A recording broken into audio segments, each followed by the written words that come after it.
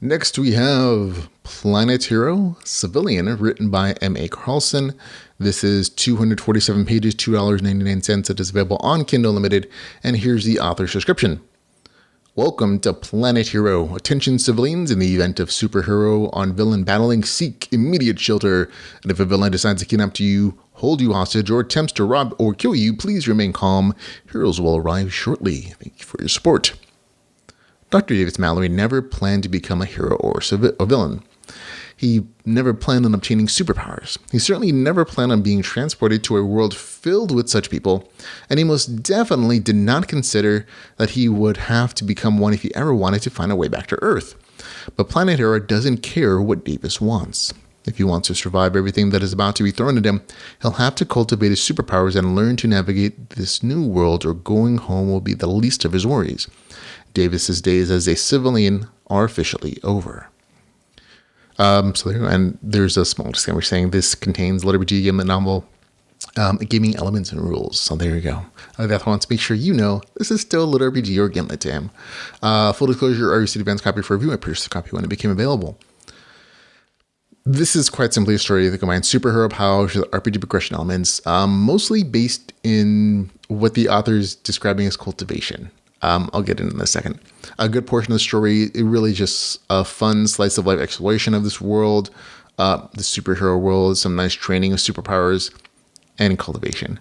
The end has a bit more of that focused story with a nice stream of action that kind of definitely makes it an enjoyable story. The RPG stuff amounts to heroes in this world cultivating or gathering nanos from the environment or from their kills to increase their stats. So this rule bases its superhero abilities off like this cosmic or this worldwide event where nanites were released into the entire world. And so all the animals started to mutate, all the plant life started to mutate, and humans did as well.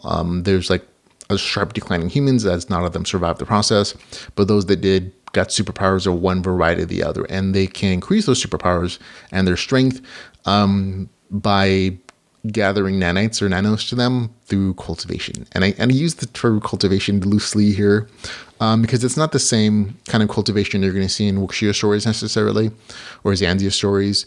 It's essentially a kind of meditation and gathering of nanites using different ways of communicating with your nanites.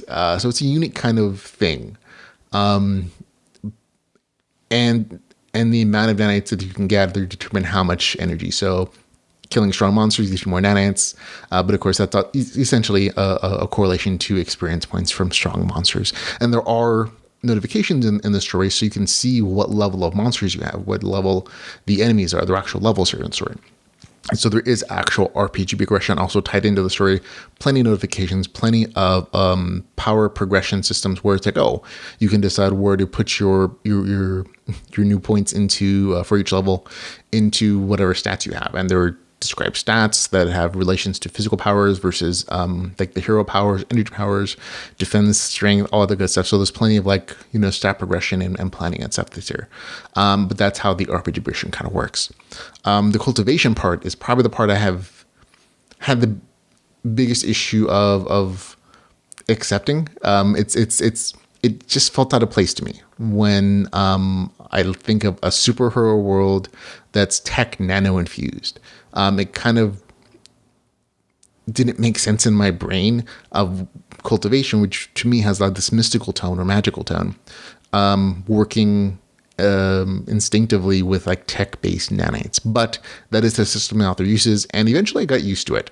I would have preferred to see other things, like maybe some weird passive absorption with an opportunity to increase it. That's kind of what this ends up being in the end.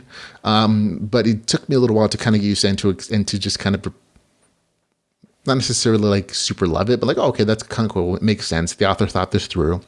But it took a little while, especially mostly after like the really big training session in the middle of the story where the main character finally gets some details on how to do different cultivation techniques, or different ways to gather nanites. I actually prefer the way that the main character does it in using his particular superhero powers as kind of a cheat to gather more nanos. That was a better, in my brain, use of those abilities to gather nanos. So there you go. That's It's one of the small things that bother me. Didn't ruin the story in any way, shape, or form, but was like, oh, that takes a little while to get used to. Story-wise, it's very entertaining. It really is. If you enjoy the superhero genre, that is the caveat.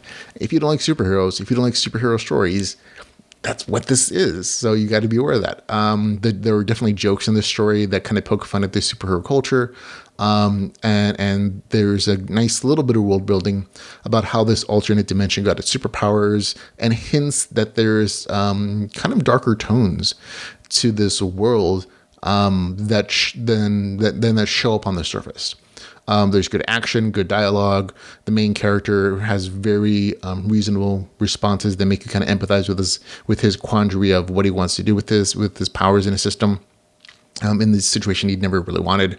The villains, however, when they're introduced eventually, are a little disappointing. They're very much like cartoon villains or Disney villains in that they do bad things, but they almost, at least the ones that we described here, don't really kill in this story. They don't even really curse. So I suspect that there are harsher villains and more murderous villains, and there are darker tones for future books potentially. But here the villains are just kind of there as just regular antagonists, which is fine. Overall, though, it's a good read. It is a good rather, and I look forward to picking up book number 2. Gets a score of 7.4 out of 10 for me. That's Planet Hero Civilian with a score of 7.4 out of 10.